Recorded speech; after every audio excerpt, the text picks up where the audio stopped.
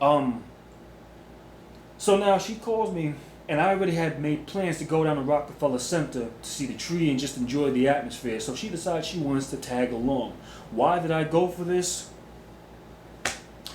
This was me being young, dumb, and wet behind the ears. And that's something that I don't do anymore. So she comes down there. Mind you, the whole time, this was completely useless. She's asking to borrow my phone to make phone calls for whatever reason.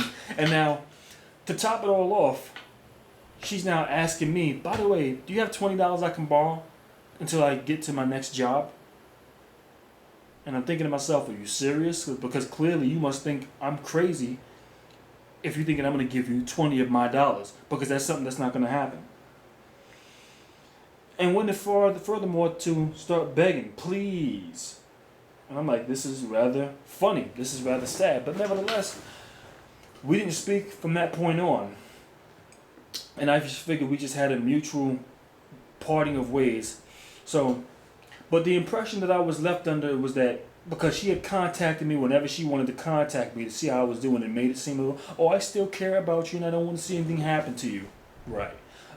So I was under the impression that we would still be able to talk if we wanted to from time to time, which was no big deal to me. I said, okay, not a problem. So 2009 comes in, and we're rolling into June. I just created a Facebook account at that time, and I just had created a MySpace page. I had previously taken down that MySpace page earlier this year, in 2012, sometime I think in January or February, because it served no purpose, and it reminded me of a person that I didn't like back in '09. So I sent her a message, and it was a simple message because I figured, hey, if she wanted to call me whenever she wants, there's nothing wrong if I send her a message and say, what's up? All the message said was, how's life treating you? And a few days later, I get a phone call from the same dude that I seen sitting in front of the house with her.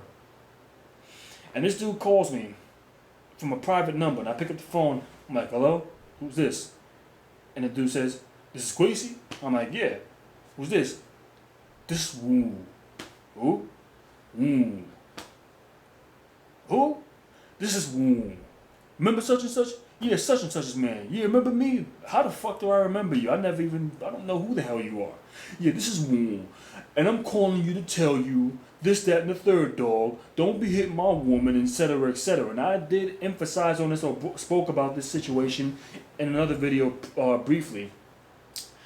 And regardless of what he said, I don't remember it word for word. All I remember him saying, don't hit my woman up on MySpace, don't do this, don't do that, and I pretty much hung up the phone. But the bottom line is, we can conclude what he was saying. His statement was, stay away from my woman. It was clear as day. And at the time when that happened, I was pissed off. And when I think about it now, to this day, I'm not happy with the way I handled the situation. So I decided, you know what, I'm going to get my voice heard one way or another. And I'm not going to waste my time arguing with someone over the phone. So I decided I was going to message him over the MySpace and tell him how I felt about the situation. Pretty much, my conclusion was, don't make nothing into something. And his response back was, don't contact my woman again.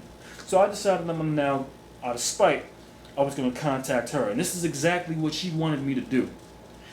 And when I did this, she replied back, and her statement was, fuck off. And after that, immediately she blocked me. Fair enough. You know something, when she had did this, if there was nothing that I ever had thanked her for in my entire life, throughout the course of the time that I was with her, that is the one thing that I will thank her for. And that was something that made it nice and clear to me, because one of my biggest problems back in the days was that I was accustomed to always having the last say so. In some cases, not knowing when to just leave it alone. And when she did that, it led me no other choice but to let it marinate in my head and let me digest this and realize, you know what? There's a point in time, or there's a time and place when you don't need to say anything.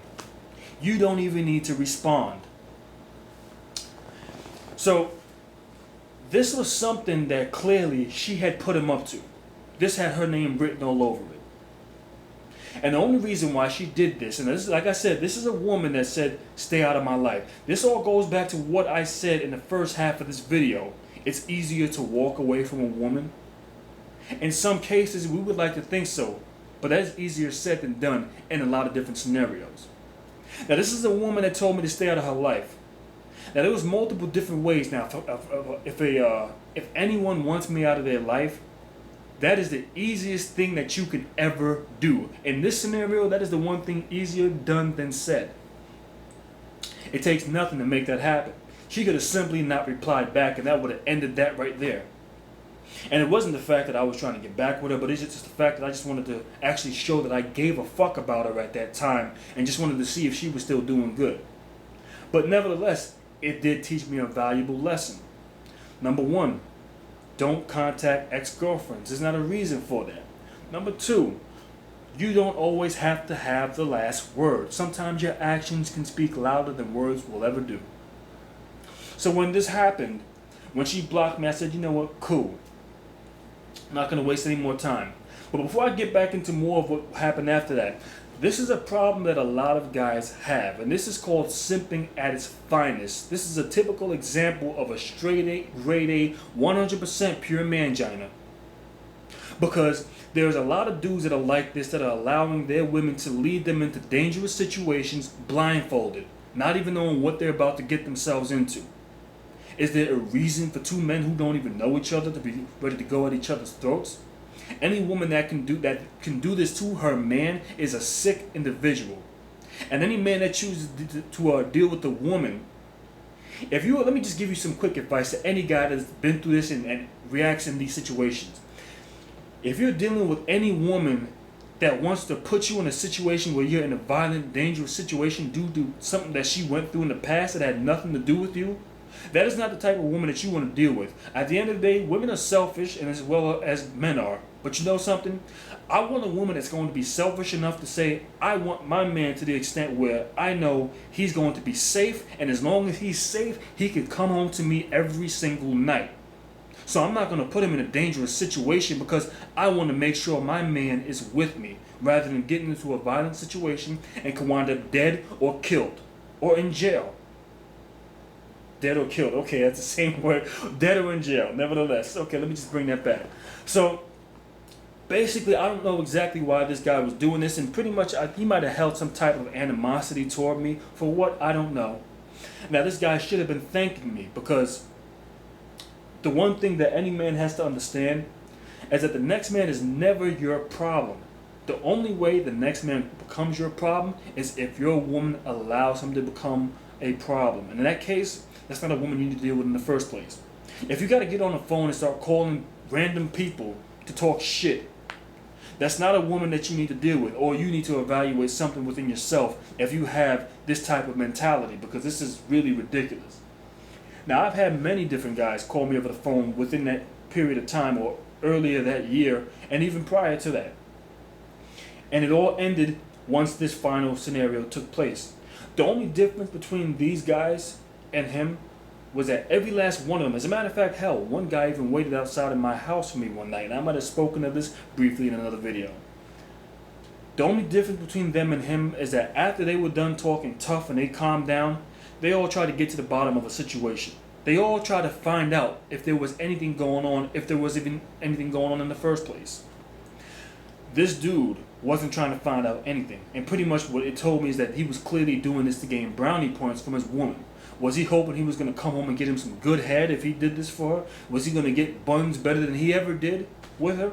You see, the problem is there are a lot of men that are in situations with women that are trying to gain brownie points, and in some cases you already have the whole fucking pie. Is that necessary? Why would anybody do this? You see, the difference between me and dudes that think like this is there's not one time that I've ever had to go through a woman's phone and call numbers out of the phone and start talking shit.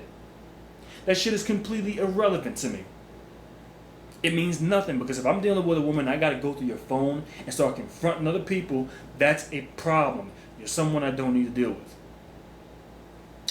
But nevertheless, this is all something that she put him up to, trying to get me fired up.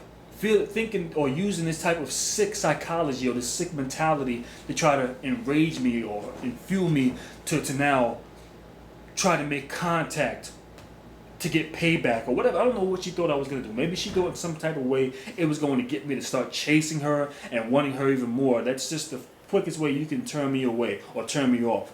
So after that, I said, you know what? Like I said, getting me out of your picture is easier done than said. So I said, you know what? No more.